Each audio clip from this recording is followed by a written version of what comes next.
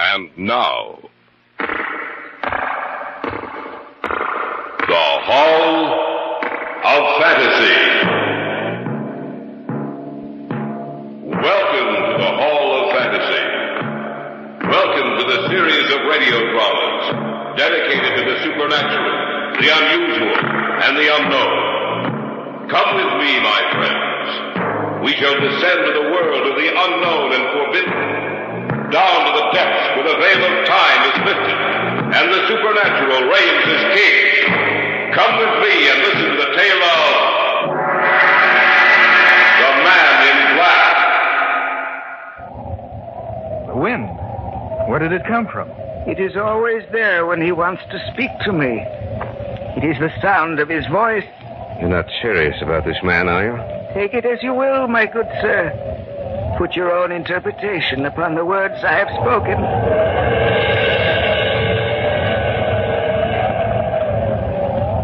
Yes, master. I understand. What did you say? I answered him. What do you mean? The wind. The mocking sound of the wind is his voice. He has seen. He has looked into your minds and seen you. But he sees only one woman. One woman in both of your minds. First, she shall die. Then you. Both of you.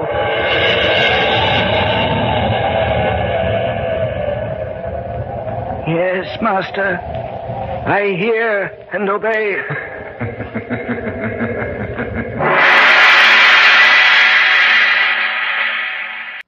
And now for our story. An original tale of fantasy by Richard Thorne entitled The Man in Black.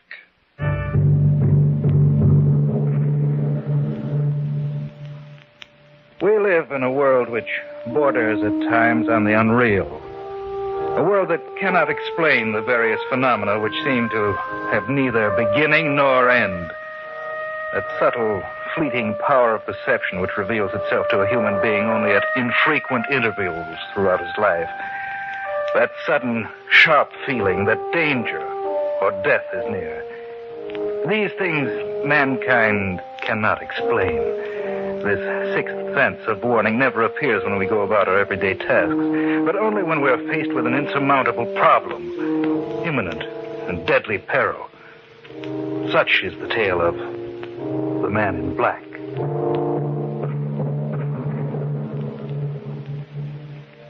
It was a cool, quiet night. That night it began. For some reason, Brian had insisted that we take a stroll in the park. It's late, Brian. Almost 11:30. I know, David. Beautiful night, isn't it? Yes. A good night for sleeping. I like to come out here about this hour. It seems to give me a sense of belonging. That sounds strange coming from you. No, I'm quite serious, Dave. I feel no relation with the rest of the world, but out here in the park, listening to the sound of the crickets, or footsteps on the walk, I feel as if I belong. You understand what I'm trying to say? I think so. Another thing, it's strange, but I have a feeling. A feeling that something is wrong, that something is going to happen. What do you mean? Something inside of me. I almost know that something will happen that will change the entire course of my life. Oh, I think you're just That imagining. woman coming towards us. Yes, I see her. I wonder if... Man in black. Have you seen that man in black? I'm sorry, but we haven't Just seen... a minute, David. Let her talk. Have you seen him? Have you seen the man in black? No, I'm afraid not. Oh, I thought perhaps you could help me. I must find him. Well, we haven't seen anyone out here tonight except you. The man in black. I must find the man in black. What does she mean? I don't know. The man in black. Maybe we ought to follow her.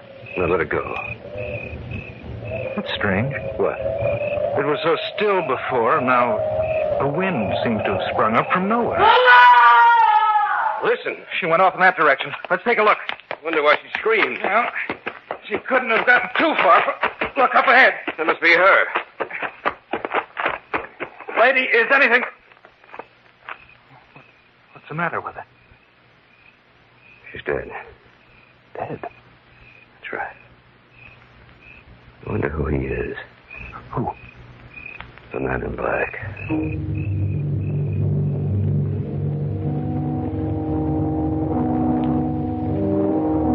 police and told them everything we knew. There were no marks on the woman's body, nothing to indicate the manner in which she died. The police were inclined to believe she died from natural causes. But Brian and I felt there was something behind her death that concerned the man in black. I didn't see Brian for almost 2 weeks. At the end of that time, I received a call from Carol Deming, Brian's bride-to-be. Hello? David, I hope I didn't disturb you. Oh, of course not, Carol. David, Brian wants you to come to dinner tonight. Any particular reason? I think so. And what is it, do you know? No, I'm not sure. David, I'm frightened. Brian's been so strangely mysterious lately. He seems obsessed with only one idea. Something about a man in black.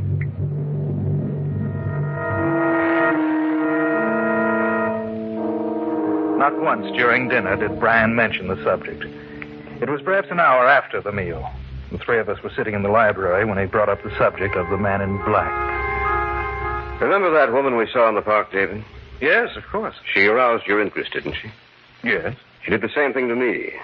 Only I did something about it. Brian, I wish you'd forget about this. I can't, darling. I know how you feel about it. I did my best to forget it, but I couldn't. Still, don't you think that... My mind will never be quiet until I get to the bottom of this. Maybe the woman we saw was upset. It was quite evident, David. I made some inquiries about this supposed man in black just to see if anyone knew anything about him. And? And I discovered that no person alive was described in that way. Well, then you can forget about it.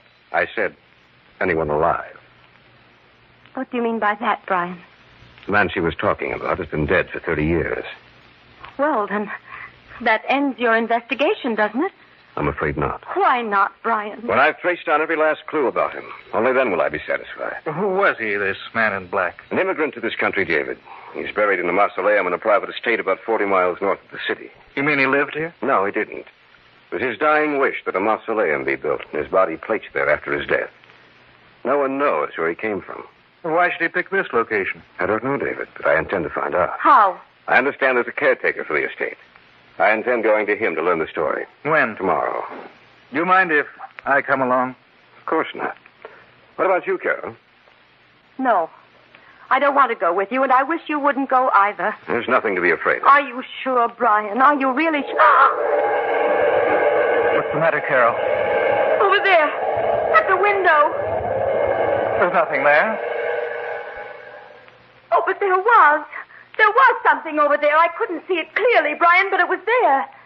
The grotesque figure of a man's face floating outside the window.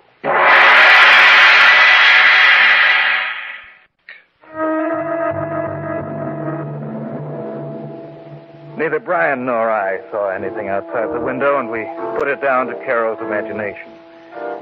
She asked us again not to go out there, but Brian insisted, and in the end won out. The following day, in the late afternoon, we started out to the estate. This is the road that leads into the estate. It seems so lonely out here. Yes, doesn't it? Almost as if this little area was set apart from everything else. Maybe it's the day. Gray, overcast. Well, that all adds to it, of course. Up ahead, is that it? Yes. Well, that one building with that semicircle of trees behind it. I thought you said he was buried in a mausoleum. He is. You mean that? I don't like this, Brian. Are you afraid? Maybe. Look, there's an old man standing in the doorway. Looks as if he were waiting for us. I wouldn't be surprised if he was. Well, let's go meet him. Maybe we ought to go back. Of course not. We've already come this far. We'd be crazy to turn back now. Good day, gentlemen. I've been expecting you. Please come to find out. No need to tell me. Just follow me, please. He said you would be here about this time. Who? I'll tell you later. So dark in here. Your eyes will become accustomed to it, the darkness. Just come with me.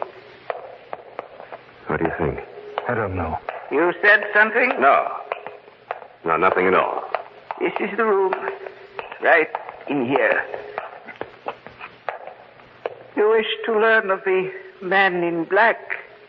Am I correct? Yes. Can't we have more light? The candles burning in here don't throw off much light. I'm sorry, but that would be against his orders. Whose orders? He who walks by night? What can you tell us about this man in black? Quite a good deal. The man who lies in a stone coffin in the center of this room died some 30 years ago. Yet his body is as it was when he was alive. Perhaps you would like to look at him. No. I'm sorry. You ought to look upon him.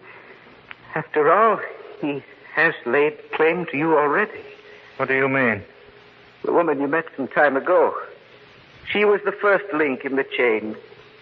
The last in her chain, but the first in yours. They who search for the man in black shall die, but not before they see the one they love most in this world die first. The wind. Where did it come from? It is always there when he wants to speak to me. It is the sound of his voice. You're not serious about this man, are you? Take it as you will, my good sir. Put your own interpretation upon the words I have spoken.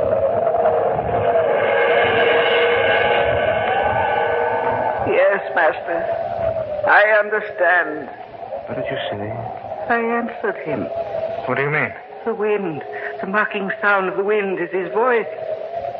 He has seen. He has looked into your minds and seen you. But he sees only one woman. One woman in both of your minds. First, she shall die. Then you. Both of you. Yes, master. I hear and obey. That voice. Where's that voice coming from? From his coffin. Stop now. Yes. He has stopped laughing. Your meeting is over now. But you will see him again quite soon. Remember to look for the man in black.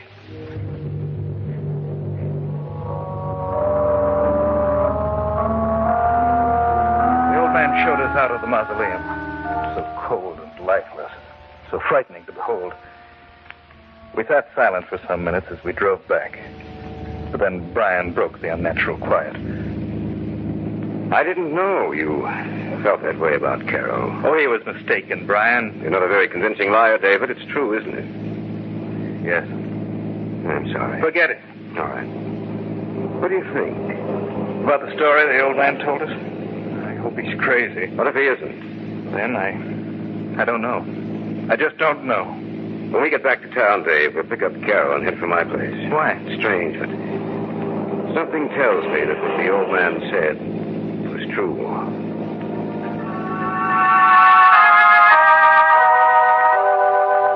In the back of my mind, I also knew that what the old man had said was true. What bothered me was that we knew we were doomed to die, but not from which direction death would come, nor what form it would take.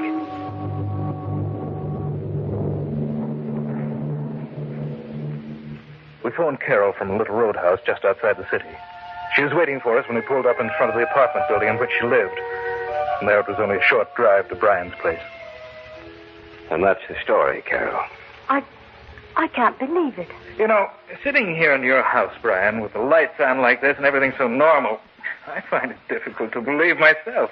Perhaps we were mistaken, Brian. Maybe nothing will happen. You really believe that, David? I'm trying to. Just a minute. What time was it when you were out there? Oh, it must have been about 5. Why? Well, maybe it was my imagination, but just about that time, I heard someone laughing. The voice came from behind me. I turned around to look, and no one was there. It could have been the laugh we heard. But we were there. How could she possibly have heard anything at the precise moment we did? The old man said it was his voice issuing forth from the coffin, the voice of the man in black. No. What's that? It's just thunder, Carol. It's been threatening to rain all day. Every time the old man said he heard the voice, did you notice how the wind would spring up? There was another sound, too. I don't know what it was. It was there. I'll never forget it. Oh, what are we going to do? Well, I'm going to hire bodyguards, take protective measures against anyone getting near. Listen. The wind. And that sound we heard in the mausoleum. Where's it coming from? I don't know. Carol, what's wrong? What's the matter? saw something at the window. Face. Terrible twisted face. Oh, do something. It's gone. The window's broken. It was looking in at us, watching the three of us. And those eyes. Those terrible eyes. I'm afraid, Brian. Brian, you have to do something before it's too late.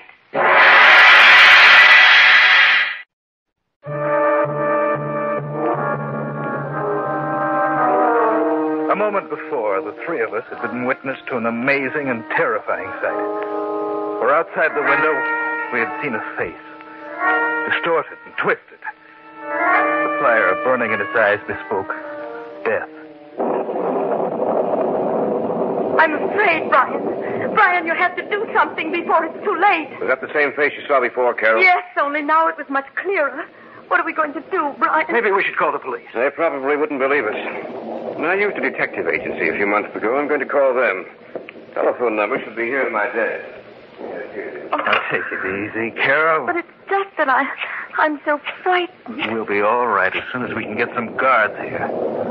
Radcliffe, is that you? This is Brian Conley. I want every available man you have to come out here tonight. You know my address? Yes, thank you. They'll be out here as soon as possible. Is Radcliffe coming? No, but we'll have 8 men here in the house to give us protection. We'll stay here, the 3 of us.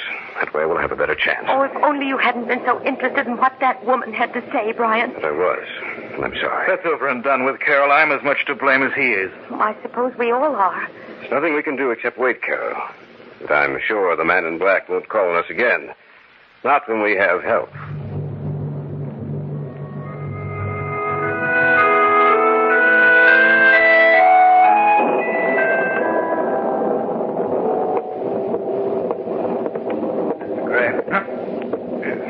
Yes. What do you want? I'm just checking up on things, sir. Have all the men been posted? Yes. It's rather dark out here in the hallway. You shouldn't be out here by yourself, sir. I'm just as safe here as I would be with the others. Probably. It's so dark, I can't see your face very well. It's just a face, sir. Nothing else. You seem very nervous.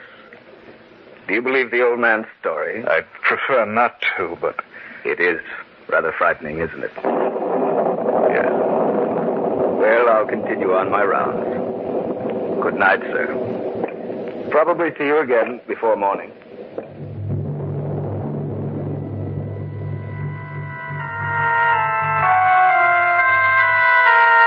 The guard somehow disturbed me.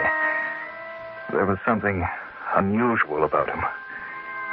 In the gloomy hallway, I couldn't see his face.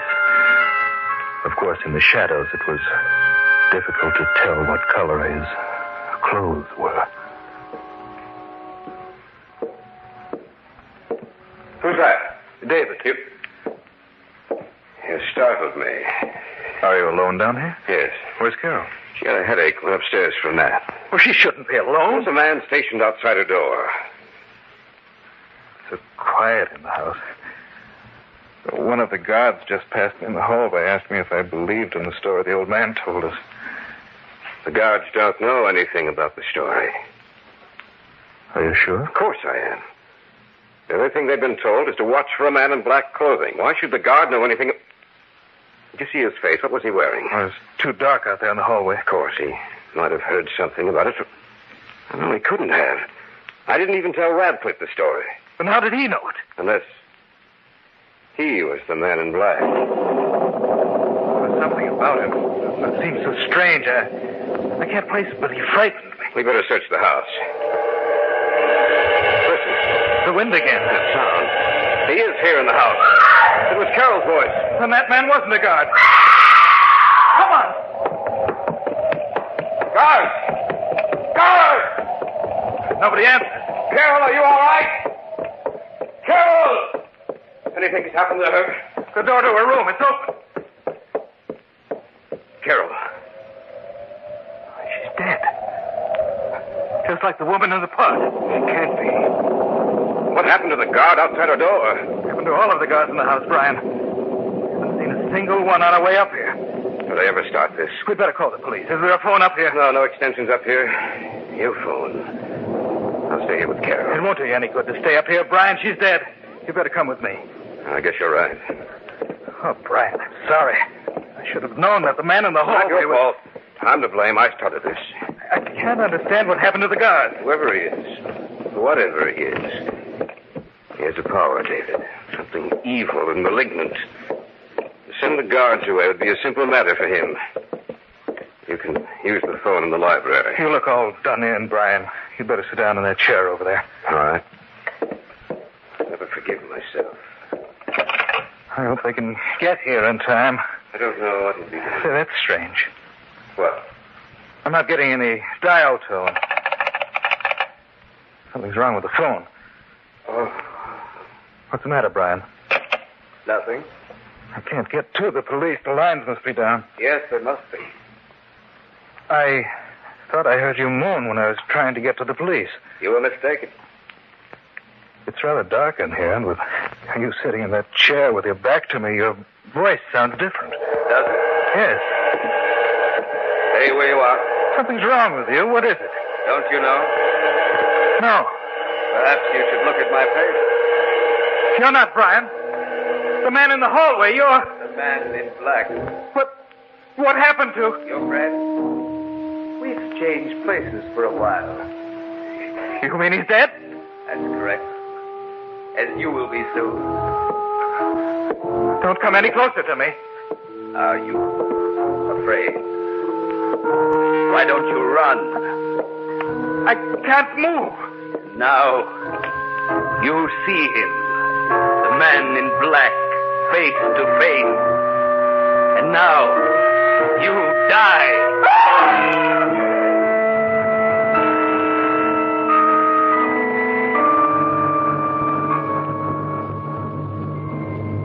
The wind, the knocking sound of the wind is his voice.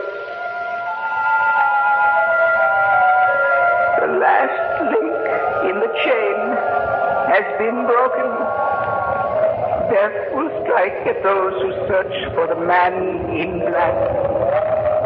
For he is dead.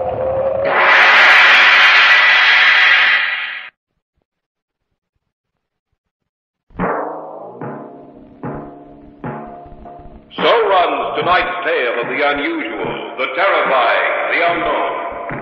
Join us again when next we journey down the corridors of the Hall of Fantasy to hear another strange tale of the supernatural. All characters and events portrayed in these programs are fictional, and any similarity to actual events or persons, living or dead, is purely coincidental.